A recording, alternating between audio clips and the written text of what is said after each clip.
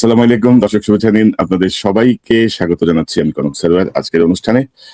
দর্শক, শিরোনাম দেখে বুঝতে পারছেন জনাব তারেক রহমান মাননীয় প্রধানমন্ত্রী তার নিরাপত্তা বিষয়ক যে পরিস্থিতি তৈরি হয়েছে সে বিষয়টি নিয়ে আবারও একটু মনোযোগ আকর্ষণ করতে চাই। পাশাপাশি চলমান যে রাজনীতি সে বিষয়টি নিয়ে কথা বলবো। আজকে আমার সঙ্গে এই বিষয়টি নিয়ে কথা বলতে যোগ দিচ্ছেন আপনাদের অত্যন্ত প্রিয় মানুষ, প্রিয় মুখ, বিশিষ্ট সাংবাদিক, কলামিস্ট এবং মেরিন ইঞ্জিনিয়ার জনাব মিনার রশিদ। মিনার ভাই, আপনাকে স্বাগত জানাচ্ছি আজকের অনুষ্ঠানে। আসসালামু আলাইকুম, ধন্যবাদ কনক সারোয়ার ভাই। এখন এই মুহূর্তে এই অনুষ্ঠান যারা দেখছেন এবং পরবর্তীতে দেখবেন সবাইকে শুভেচ্ছা। মিনার ভাই, অনেকদিন পরে আপনার সাথে আসলাম। প্রথম একটু দেখাতে চাই আজকের যে শিরোনামটি করা হয়েছে সেই শিরোনাম থেকে শিরোনামের মানে বিষয়টা নিয়ে দেখাতে চাই।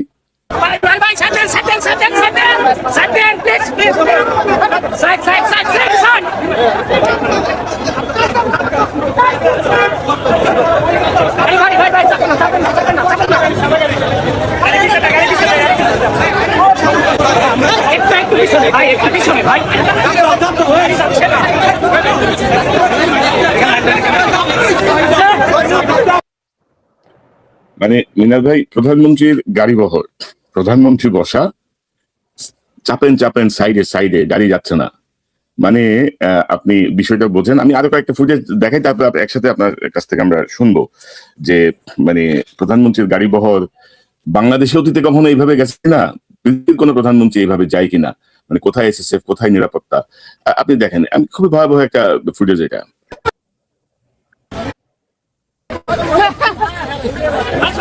দেখেন গাড়ি বহরের মধ্যে দেখেন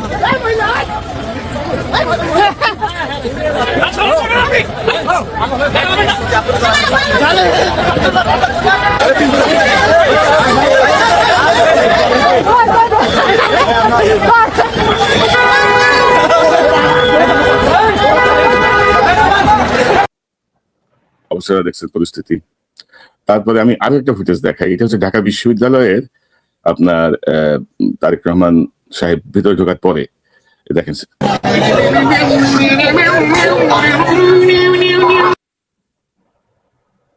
দেখেন মানে আপনার আট্রয়ে ভেঙে যা কিছু, মানে সেনা সদস্যরা অসহায়, মানে কারো কিছু বলা না, কিছু শুনতেছে না। তো দেখেন এই প্রধানমন্ত্রীর, এখানে দেখবেন প্রধানমন্ত্রীর অতিরিক্ত প্রেস সচিব আতিকুর রহমান রুমন, তারও মোটামুটি ধরেন সংগ্রাম করে ঢুকতে হচ্ছে। দেখেন অবস্থাটা, এই দেখেন অবস্থাটা। তো এখন মানে আমি আসলে এই ফুটেজ গুলো যখন দেখি এবং অবাক হয়ে যাই, এবং সবচেয়ে অ্যালার্মিং বিষয় যেটা দেখেন, আমরা হয়তো অনেকে এটাকে গুরুত্ব দিচ্ছে না, কিন্তু আমি একটা সংবাদ থেকে একটু দেখাই। প্রধানমন্ত্রী তারেক রহমানের সমাবেশ স্থলে প্রবেশের সময় ছুরি সহ অভয়নগরের এক যুবককে হাতে নাতে আটক করেছে কোতোয়ালি থানা পুলিশ। তো সিকিউরিটির জায়গাগুলো তো আপনি বুঝতে পারছেন, কারণ ধরেন প্রধানমন্ত্রী যেভাবে চলছেন, যেভাবে চলতে চাচ্ছেন, মানে ধরেন যে প্রধানমন্ত্রীর গাড়ি বহরের আশেপাশে এসএসএফ হচ্ছে ধরেন সুপার এলিট ফোর্স। এসএসএফ কিন্তু গাড়ির পাশে পুলিশের মতো দৌড়ানোর কথা না। এসএসএফ কিন্তু মানে পাবলিক ক্লিয়ার করার কথা না। এসএসএফ এর কনসেন্ট্রেশন হচ্ছে শুধুমাত্র ভিভিআইপি সিকিউরিটি, ভিভিআইপি নিরাপত্তা। পুলিশ, বিজেপি, এপিবিএন এরা হচ্ছে কি এসএসএফ এর সহযোগী শক্তি। তারা টোটাল বিষয়টাকে এসএসএফ এর নির্দেশনা অনুযায়ী একটা মানে সিকিউরিটি একটা কি বলবো মানে বলয় তৈরি করে। এসএসএফ তার ভিতরে সর্বোচ্চ নিরাপত্তা নিশ্চিত করে। তো ফাইন, তারেক রহমান সাহেব চাচ্ছেন যে ইয়ে হোক, মানে কি বলে, জনগণের সাথে সম্পৃক্ততা হোক, বাট এটাকে জনগণের সাথে সম্পৃক্ততা বলে না। মানে হাসিনার আমলে ধরেন মানে তার থেকে তার মতো করে চলুক, এটা আমরা চাচ্ছি না, কিন্তু উনি তো মিনিমাম নিজের সিকিউরিটি উনি মেনটেন করবে, জনবিচ্ছিন্নতার তো দরকার নাই। কিন্তু এটা যেভাবে চলতেছে, মানে আরেক জিনিস আমি দেখলাম যে বিএনপির এই যে বিশেষ করে স্টুডেন্ট লিডাররা আর কি সব আপনার মানে কি কারণে যেন দৌড়াইতেছে আর কি, মানে দৌড়াইতেছে, এবং সর্বশেষ এই ধরেন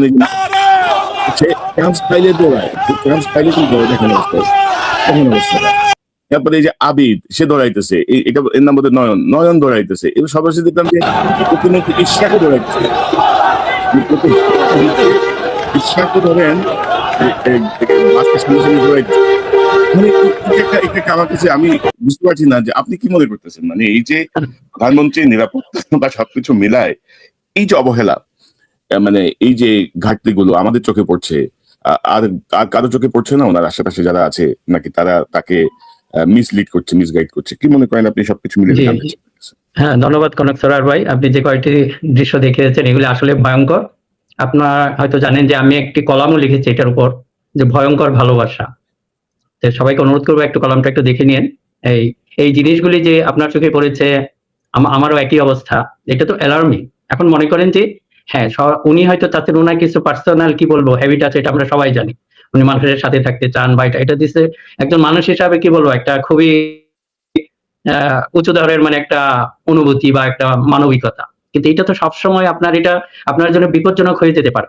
এটা এমন না যে এই ঘটনাগুলি ঘটেছে। এই যে মহিলাকে আপনি দেখে এলেন, একই ধরনের এক মহিলা কিন্তু আমরা জানি ১৯৯১ সালে রাজীব গান্ধীর সময়। রাজীব গান্ধীর খুব কাছাকাছি চলে গেছেন এবং ওখানে উনি একটা আত্মঘাতী বোমা নিয়ে উনিও মারা গেছেন এবং যে তার টার্গেট যেটা তাকে হত্যা করেছেন, যে আত্মঘাতী হত্যা। এখন এই ধরনের ঘটনা তো এরকম আরো অনেক আছে।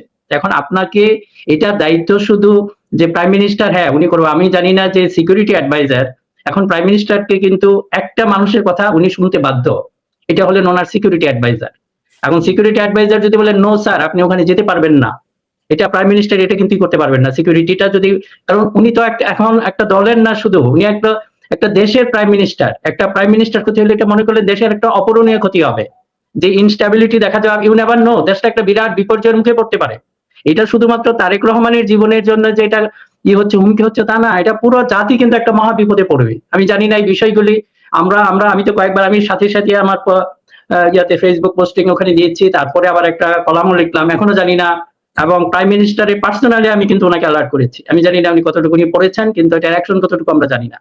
এখন এগুলি তো আপনাকে খেয়াল করতে হবে, তাই না? এখন যদি মনে করেন সিকিউরিটি অ্যাডভাইজার দেখলাম, আপনি যদি পিছন থেকে দেখেন উনি ফ্লোট করতেছেন, সাঁতার কাটতেছে, আপনি তো শুধু রুমনকে দেখালেন, আমাদের সিকিউরিটি অ্যাডভাইজারের অসহায় অবস্থা। যে আপনার এই অবস্থায় আপনি পড়বেন কেন, এবং এমন একটা জায়গায় কেন প্রাইম মিনিস্টার গাড়ি যাবে? এটা তো আগে একটা পরিকল্পনা থাকবে, উনি কোন কোন রুটে যাবেন, কিভাবে যাবেন, এবং ওখানে কারা কারা থাকবে। এখানে যদি মনে করেন যে আমরা দেখতেছি যে এই যে বড় বড় নেতারা যেরকম দৌড়াদৌড়ি শুরু করছে, সাধারণ মানুষ তার বেশি কাছে যাবে। মহিলা দেখেন সে একটা কাগজ নিয়ে যাচ্ছে, নিশ্চয়ই সে মনে করতেছে কোনো মতে যদি আমি প্রাইম মিনিস্টারের কাছে পৌঁছাতে পারি তাহলে আমার সমস্যা সমাধান হয়ে যাবে। জি মিনা ভাই, যে মাঝখানে এরকম দুই একটা ঘটনা ঘটছে যে দুই একজন লোক প্রধানমন্ত্রীর হাতে তাদের কাগজ দিতে পারছে, তো এগুলো আসলে এখন করা উচিত না। এগুলো হইলে এটাই একটা ট্রেন্ড হয়ে যাবে।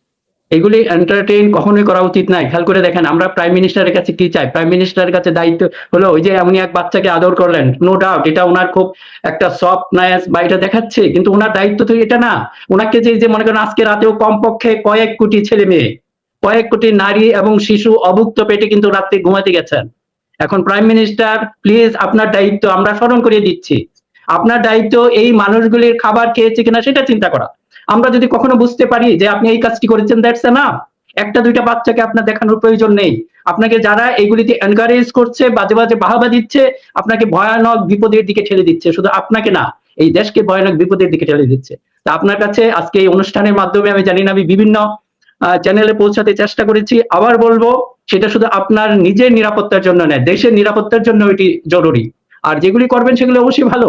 এখন তারেক রহমানকে আমার মনে হয় যে উনাকে এক ধরনের কি বলবো অপপ্রচারের মাধ্যমে এটাও হয়তো ওনার ভিতর কাজ করতে পারে, ওনাকে একটা ভিলেন বানিয়ে ফেলা হয়েছে, যে মিডিয়া বানিয়েছে। এখন আমরা হয়তো পরবর্তী সময় আবার একটু আলোচনা করব, এবং তাদেরকে বেশি বেশি দেখা যাচ্ছে আপনার আশেপাশে।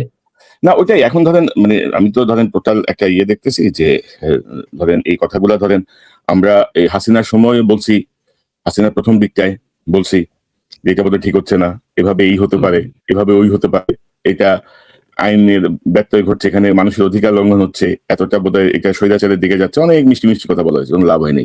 পরবর্তী সময় যে মানে আমাদের কোর্স অফ অ্যাকশনে চেঞ্জ আনতে হয়েছে।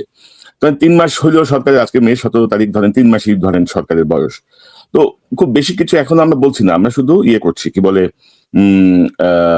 এটা ধরেন আমাদের মতো করে আমরা বলার চেষ্টা করছি। এবং ধরেন যে আরেকটা বিষয় আপনি দেখেন যে এখানে এক ছাগল, বিএনপির এক ছাগল একটা মন্তব্য করছে, আপনারা যে জামাতের দালালি করছে এটা এখন সবাই বুঝতে পারছে, জামাতের নেতাদের পিছনে যখন দৌড়ায়, মানে বানানো ঠিক নাই, তখন আপনারা তো কিছু বলেন না কেন? আরে ছাগল, জামাতের প্রধানমন্ত্রীর ছাগল, জামাতের সিকিউরিটি দেখার দায়িত্ব কি আমাদের দায়িত্ব হচ্ছে আমাদের প্রধানমন্ত্রীর সিকিউরিটির যে ঘাটতিগুলো সেগুলো তৈরি করা। এবং ধরেন এই যে বিএনপি কিন্তু ধান খেতে পালাইছিল, হয়তো আমাদের ফোন দিচ্ছে কিনা জানি না, ভাই পালাই আসি, ভাই খাইতে পারি না, লুকায় আসি। খালেদা জিয়া যখন 6টা বছর খাইছে, একটা বান্দা রাস্তায় নামছে, তারেক রহমান জানে না, বোঝে না এগুলা, যে আজকে যদি আল্লাহ না করে কোনো বিপদ ঘটে বিএনপির একটারেও পাবে না যারা আশেপাশে আছে। এবং আনফর্চুনেটলি মিয়া ভাই, দোজ পিপল যারা ধরেন 17 বছরের জেল জুলুমের শিকার হয়েছে তারা কিন্তু কর্নার, কিন্তু সুবিধাভোগীরা কিন্তু এসে সব আশেপাশে দৌড়াচ্ছে কিন্তু। এরা সব বসন্তের কোকিল, সব বসন্তের কোকিল। এখন কনক ভাই যে আপনি একটা দেখালেন, এটা তো যন্ত্রণা আমাদের কন্টিনিউয়াস। এখন জানি না তারেক রহমান সাহেব হয়তো এটা বলেছেন গুপ্ত গুপ্ত, এটা ওনার একটা রাজনৈতিক কৌশল থেকে এটা বলেছেন। দেখেন কোন জায়গায় বলেছেন এটা, বিশেষভাবে ওনার প্রতিদ্বন্দ্বী জামাতকে বলেছেন যে তারা আওয়ামী লীগের সময় গুপ্ত অবস্থায় ছিল। এটা তার একটা রাজনৈতিক কৌশল, এটা নিয়ে আমরা ডিফেন্ডও করবো না, আমরা পক্ষে কথা বলবো। এটা হয়তো বলতেই পারেন এটা একটা কৌশল ছিল, রাজনৈতিক কৌশল।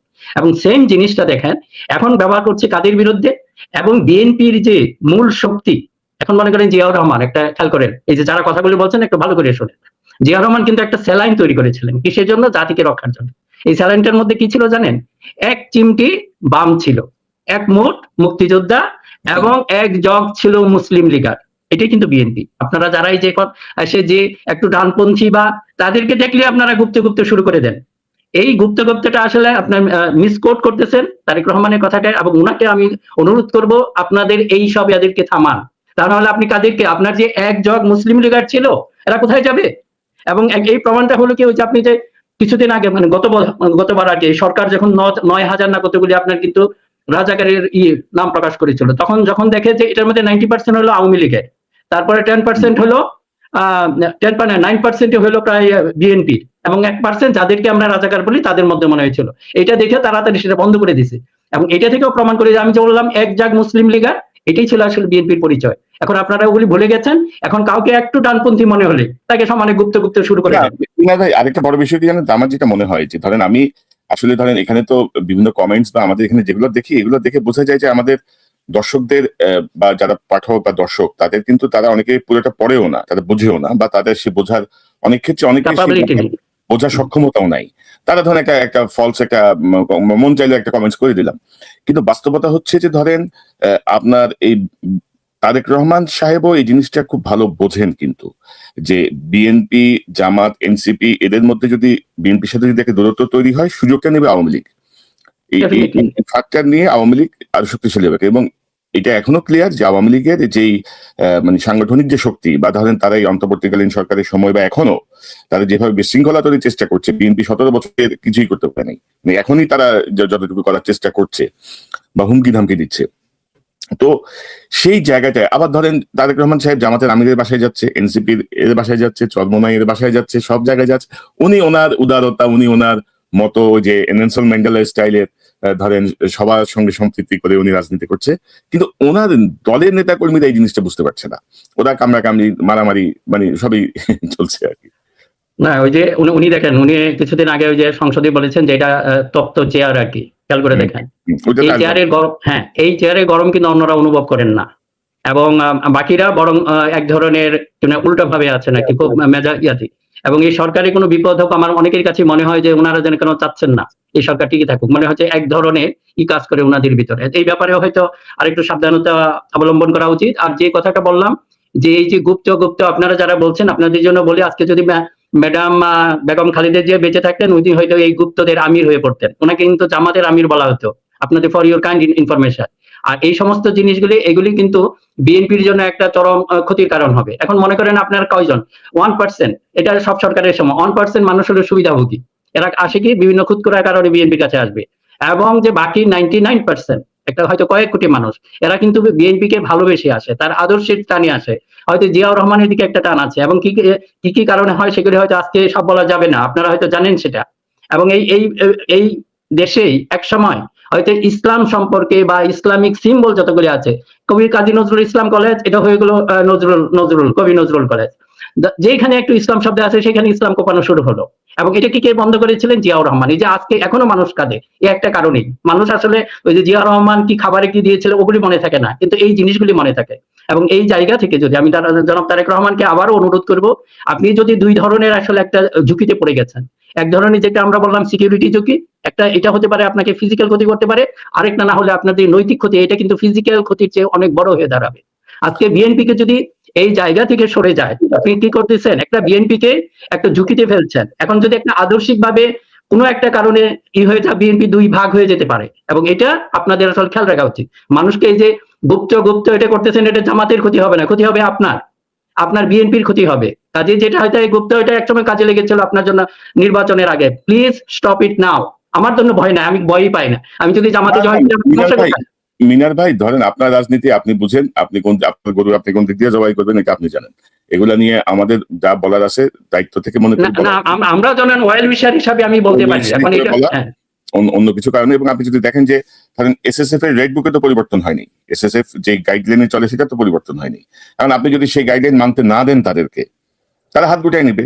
এবং আপনি দেখেন এই একটা ফুটেজ দেখেন, এটা নিয়ে আবার কেউ অন্যরকম ভাবে খেলার চেষ্টা করছে। আপনি দেখেন ফুটেজটা, এই যে পিছন থেকে আমানুল্লাহ আমান বলে ছাত্রদলের সাংগঠনিক সম্পাদক, সে আপনার আপনি যদি মানে এসএসএফ এর এই ভদ্রলোককে সে ধাক্কা দিচ্ছে। আপনি দেখেন সে ধাক্কা দিচ্ছে, এসএসএফ তখন এটা রিয়াক্ট করে। এই দেখেন অবস্থাটা, আমি আপনাকে আবার একটু যদি দেখে একটু আগে থেকে, এই দেখেন সে ধাক্কা দিচ্ছে এসএসএফ, তখন তাই ধাক্কা দিচ্ছে। এই যে এসএসএফ যে ধাক্কা দিল, এটা নিয়েও দেখলাম যে বিএনপি ওইটাকে অন্যভাবে করার চেষ্টা করছে। তো আমি আবারও যেটা বলতে চাচ্ছি, এসএসএফ হচ্ছে সুপার এলিট ফোর্স, তাদের কাজ কিন্তু এসব ধাক্কাধাক্কি করা না। কিন্তু তারা কিন্তু যে সিকিউরিটির যে প্রোটোকলটা ফলো করে সেটা ইন্টারন্যাশনাল সিকিউরিটি প্রোটোকল। আপনারা যদি, আমি এখানে দেখাইলাম না, আপনারা ইউটিউবে দেখে নেন, নরেন্দ্র মোদী সিকিউরিটিটা দেখেন, ট্রাম্পের সিকিউরিটি দেখেন, বা অন্যান্য দেশের প্রেসিডেন্ট প্রাইম মিনিস্টারের সিকিউরিটি দেখেন। মানে মানে তারেক রহমানের গাড়িকে ঘিরে উল্লাস হইতেই পারে, কিন্তু উচ্ছৃঙ্খলতার পর্যায়ে এটা পৌঁছায় গেছে আসলে। আমার প্রাইম মিনিস্টারকে দেখে আমি উল্লসিত হইতে পারি, আমার প্রাইম মিনিস্টারকে দেখে আমি ফুল ছিটাইতে পারি। আমি আরেকটা ফুটেজ এখন রাখছিলাম, একটু দেখেন।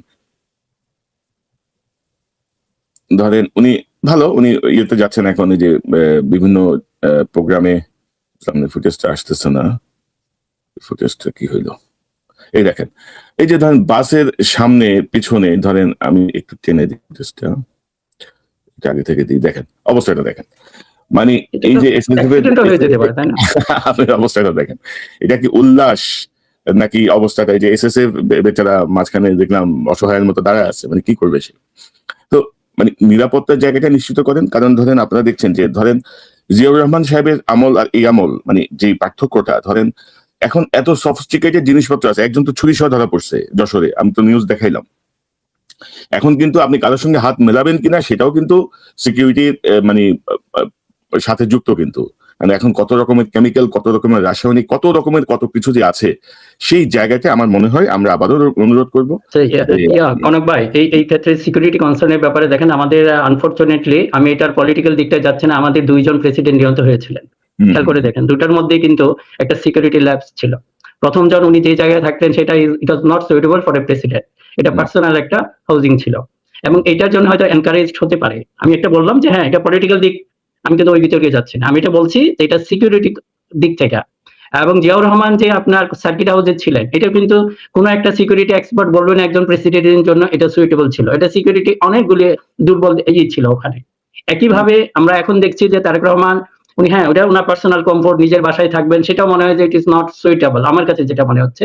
কারণ হলো কি, ধরেন এই ধরনের তারেক রহমান যে ওনার সিকিউরিটি ঝুঁকিগুলি দেখতে হবে। বাংলাদেশ কিন্তু আর সেই আগের জায়গায় নেই। এখন বাংলাদেশ হলো বিভিন্ন যে সুপার পাওয়ার আছে, খেয়াল করে দেখেন, এদের কাছে একটা বিরাট ইম্পর্টেন্ট কান্ট্রি। কাজে এখানে প্রেসিডেন্ট এখন বা প্রাইম মিনিস্টার কোন দিকে মুভ করবে, প্রেসিডেন্ট না প্রাইম মিনিস্টার কোন দিকে মুভ করবে, এটার দিকে কিন্তু সবাই তাকিয়ে আছে। উনি প্রত্যেকটা স্টেপ কিন্তু আপনারা খেয়াল করছেন। এবং খেয়াল করে দেখেন, আমাদের যে পররাষ্ট্র মন্ত্রী চায়না গেলেন, চায়না যদি আপনি জয়েন্ট ডিক্লারেশনটা আপনি খেয়াল করেন, there is a some shift, এখানে কিন্তু সবাই ফিল করতেছে।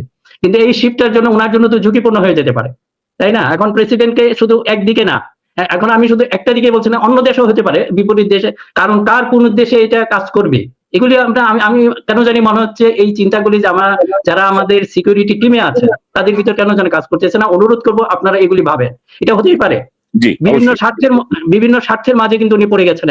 এখন কোন দিকে শিফট করে আপনিও জানেন না, is moving towards Pakistan, China, turkey, এই ব্লকের দিকে যাচ্ছেন নাকি ইন্ডিয়া, এগুলি আমাদের খোলাখুলি আলোচনা করতে হবে। সিকিউরিটি কনসার্ন, এটা শুধু আগেই বলেছি যে এটা শুধু একজন ব্যক্তির জন্য না, এটা একটা রাষ্ট্রের জন্য জরুরি। এখন দেখবেন যে উনি হয়তো ওইদিকে মুভ করতেছেন, কিন্তু হয়তো যে বিপরীত স্বার্থের যে রাষ্ট্রটা আছে সে পছন্দ করতেছে না, সে সামহাও, এটা তো এখন এত কমপ্লেক্স হয়ে গেছে মানুষের জীবনটা, আপনি কাউকে বলতে পারবেন না কে আপনার বন্ধু কে শত্রু, এটা আসলে কোথাও নাই। আজকে যে বন্ধু আছে কালকে আপনার শত্রু হয়ে পড়বে। তাই না? কাজেই আপনার এবং ধরেন যে মানে বিএনপি ধরেন বেগম খালেদা জিয়াকে শেষ করে দেওয়ার জন্য আমরা দেখছি হাসিনা তৎপরতা, তারেক রহমানকে রাস্তায় গাড়ির মধ্যে অ্যাটাক করেছে। তারেক রহমানকে কেন্দ্র করে হাসিনার এখনো যে মন্তব্য, এখনো সে যেভাবে বলছে বা যে আক্রোশ, এখনো কিন্তু ওনার ফার্স্ট টার্গেট কিন্তু তারেক রহমান। তো সেই জায়গাটায় ধরেন এইসব খুচরা আবেগের কোনো জায়গা নাই আর কি। সব খুচরা আবেগ দেখায়, গাড়ির সামনে গাড়ি মুভ করতে পারতেছে না, এসএসএফ কাজ করতে পারতেছে না, পুলিশ নাই, এপিবিএন নাই। ঢাকার বাইরে দেখলাম যে বিজেপি কে মোতায়েন করা হয়েছে বা পুলিশ মোতায়েন, ঢাকার মধ্যে আমি ওনার আশেপাশে পুলিশ বিজেপি এদের কোনো উপস্থিতি দেখছি না। অর্থাৎ ধরেন এক ধরনের কি বলবো মানে হানিমুন পিরিয়ডেও মানে বেশি বেশি হানিমুন হয়ে যাচ্ছে কিনা, বেশি বেশি সম্পৃক্ততা দেখাইতে যে নিজের বিপদ ডেকে আনছেন কিনা সেটা আমরা জানি না। এখন ধরেন ওই যে আপনি দেখবেন একটু পরে দেখবেন দুইটা কমেন্টস আসবে, তোমাদের এত মাথা ব্যথা কেন? আরে বেটা আমাদেরই মাথা ব্যথা, তোরা তো যায় ধান খেতে ঢুকাবি, তোরা যায় রাস্তা বলে ঢুকে যাবি। মাথা ব্যথা আমাদেরই, কারণ আমরা চাই যে বাংলাদেশ স্টেবল হোক। এবং আরেকটা পরিবর্তন কিন্তু মানুষের চোখে এখনো অ্যাডজাস্ট হচ্ছে কিনা আমি জানি না, যে নারী প্রধানমন্ত্রী থেকে পুরুষ প্রধানমন্ত্রী, মানে কিছু গুণগত পরিবর্তন তো আছেই কিন্তু না, তো ওইটাও কিন্তু মানে চোখের খাপ খাওয়াইতেও সময় লাগতেছে। তো মিনা ভাই আমরা অন্য প্রসঙ্গে যাব, তার আগে আমি আপনাকে একটু দেখাতে চাই আপনি যে লেখাটা লিখেছেন, সেই লেখাটা নিয়ে আমি একটু আপনার সঙ্গে কথা বলতে চাই। একটু তপ্তকে দ্বারা এবং ডিজিটাল ফেতনা, এটি আপনি লিখেছেন 8ই মে।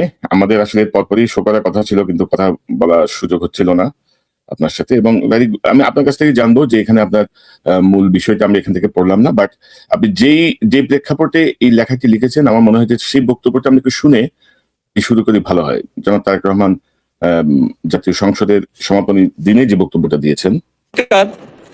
এই যে চেয়ারটা আপনি দেখছেন, যেই চেয়ারে আমি এখানে বসছি আপনার সামনে মাননীয় স্পিকার, এই চেয়ারটি খুব কঠিন একটি চেয়ার মাননীয় স্পিকার। এই চেয়ারটি দেখলে মনে হয় বসতে খুব আরাম, আসলে মাননীয় স্পিকার মোটেও আরামের না।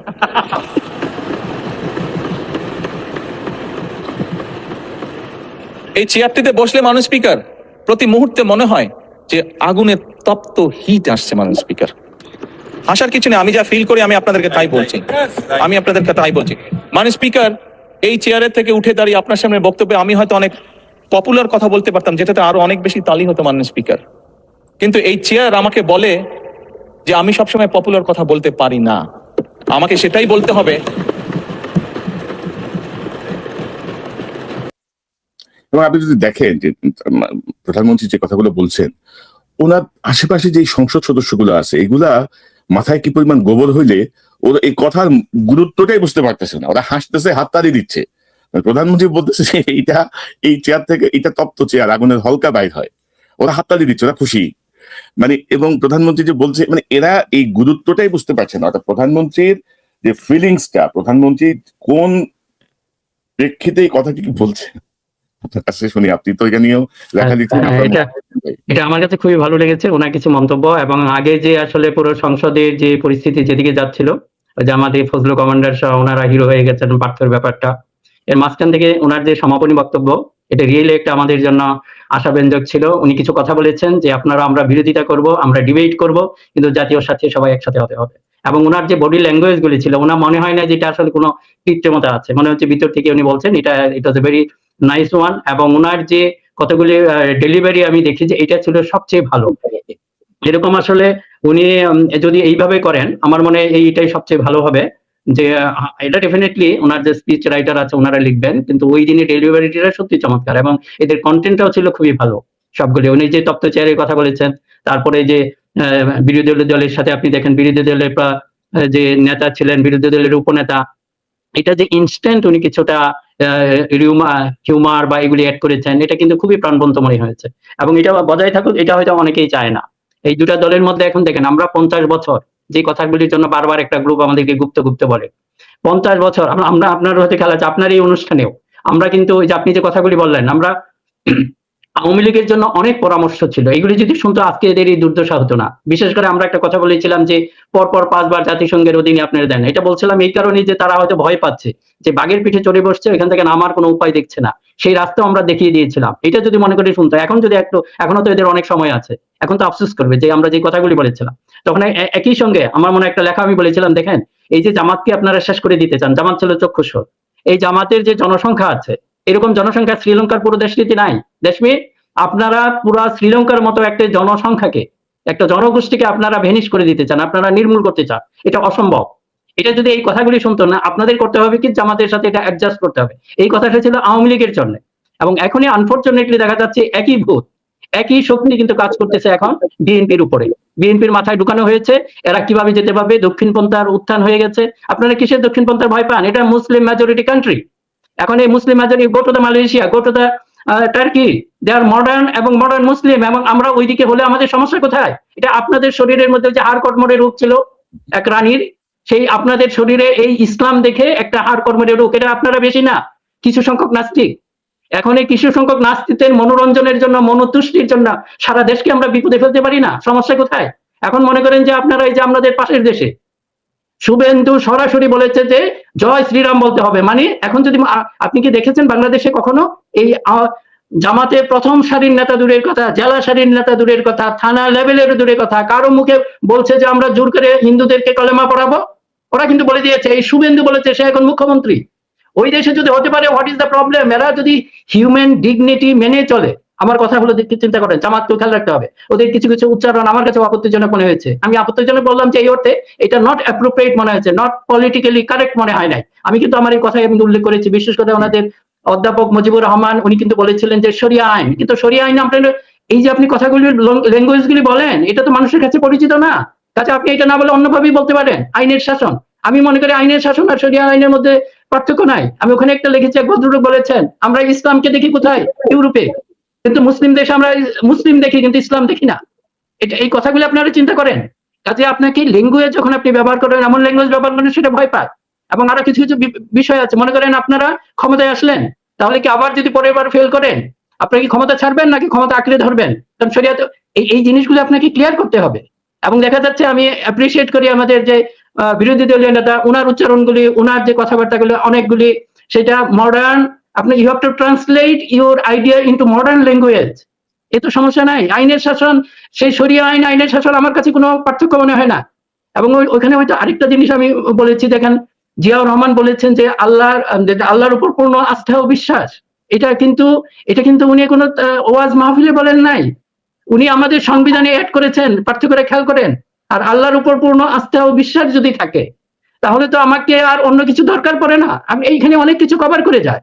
কাজে তার মুখ দিয়ে আপনি কি সেই তার মুখ দিয়ে আসলে ধরেন, মানে আমরা যেটা দেখছি যে আপনার মনে আছে নিশ্চয়ই যে মাহমুদুর রহমান, আমার দেশের সম্পাদক মাহমুদ ভাই, তিনি বেগম খালেদা জিয়ার শোক সভায় একটা কথা বলেছিলেন যে তারেক রহমানের প্রধানমন্ত্রীত্ব একটা বিশাল চ্যালেঞ্জ, কারণ তারেক রহমানের কার্যক্রমের সাথে মানুষ প্রথমে মিলাবে জিয়াউর রহমান এবং খালেদা জিয়ার ডিসিশনের সাথে। খালেদা জিয়া কি করেছিলেন, জিয়াউর রহমান কি করেছিলেন বা কি করতেন, এরকম বিষয়টি প্রথম মানুষের মাথায় আসবে, কারণ তারেক রহমানের সাথে এই দুইটা এক্সাম্পল খুবই রিলেটেডলি মানুষের মাথায় কাজ করবে। তো আমরা আসলে ধরেন 3 মাস গেল, মানে আমরা এখনো ধরেন হচ্ছে ওই যে যেটাকে বলা হয় মিডিয়া কথা আর কি, যেটা আমার জায়গা থেকে আমি বলছি মিষ্টি মিষ্টি কথা, আমরা এখনো বলছি যে এটা বোধহয় ঠিক হচ্ছে না, এটা বোধহয় দেখা উচিত, এটা বোধহয় বাড়াবাড়ি হচ্ছে। সেই জায়গাগুলো আমরা বলে যাচ্ছি এবং আস্তে আস্তে ধরেন অনেক খবরই তো আসছে। তো আমার মনে হয় যেন ইতিমধ্যে অবশ্য প্রধানমন্ত্রী বেশ কিছু বিষয় চেক দিয়েছেন, প্রধানমন্ত্রী বেশ কিছু বিষয় নিয়ন্ত্রণ করেছেন, সে তথ্য আছে, কিন্তু যে কিছু বাড়াবাড়ির জায়গা কিন্তু উনি নিজে সরাসরি হস্তক্ষেপ করেছেন। তো এখন মানে এভাবে যদি মানে নিরাপত্তার জায়গাতেই যদি এসএসএফ আউট হয়ে যায়, মানে চেঙ্গারা এসে দখল করে, তো সেখানে সব খবর উনি পাবেন কিনা, পাচ্ছেন কিনা, সেটাও কিন্তু একটা প্রশ্ন। তো মিনা ভাই, আজকে আমরা বেশি লম্বা করবো না, আমি আবারও ওনার সিকিউরিটি কনসার্নটাকে সামনে আনতে চাই। 2টা ফুটেজ আমি আবারও দেখাতে চাই, যেটা খুবই আনএক্সপেক্টেড ফুটেজ এবং এটা কোনোভাবেই হতে পারে না। কনক ভাই, যে হয়তো কথা আমরা শেষ করি, নাহলে যেহেতু আসলে রিলিজিয়াস ব্যাপারে সেন্সিটিভ, এটা অন্যদিকে টেনে নিতে পারে অনেকেই। যে আমি কথাটা বলছিলাম যে আমি শরিয়ার কিন্তু বিরোধী না, আমি এটা বলছি আমাদের we have to translate your idea into modern language, যে জেনারেশন যেভাবে বুঝবে, বাইরের মানুষ যেভাবে বুঝবে। আমি দেখি যে অনেক ক্ষেত্রে আমাদের দুর্বল পয়েন্ট হলো এটা। আরেকটা যে জিনিস হলো, এটার উদ্দেশ্য হলো যে আমি আরেকটা যে জিনিসটা অনেকেই করেছি, যে আপনাদের মনোযোগের জন্য বলছি, যে দেখেন আল্লাহ তাআলা কিন্তু 8টা বেহেশত দিয়েছেন। আমরা সবাইকে কেন জান্নাতুল ফেরদৌসে জোর করে আপনাকে ফার্স্ট ক্যাটাগরি হতে হবে? আপনার সাথে আমার সামান্য কিছু ডিফারেন্স হতেই পারে। এটা আমি বলছি যে বৃহত্তর একটা ঐক্যের জন্য। এখানে কিছু পাপী থাকবে, কিছু ভালো মানুষ থাকবে, সবাইকে নিয়ে আমাদের একসাথে হতে হবে। এবং বিএনপি এবং জামাতের ভিতরে আমার এতে কোনো সমস্যা নাই, আমি এইখানেই কাজ করব। এই দুটা দলের মধ্যে হ্যাঁ আপনারা মিলে যান, মিশে যান, এক হয়ে যান, সেটা চাই না, কিন্তু একটা আপনাদের হারমোনি থাকতে হবে, হারমোনি ইন ডাইভার্সিটি। এই যে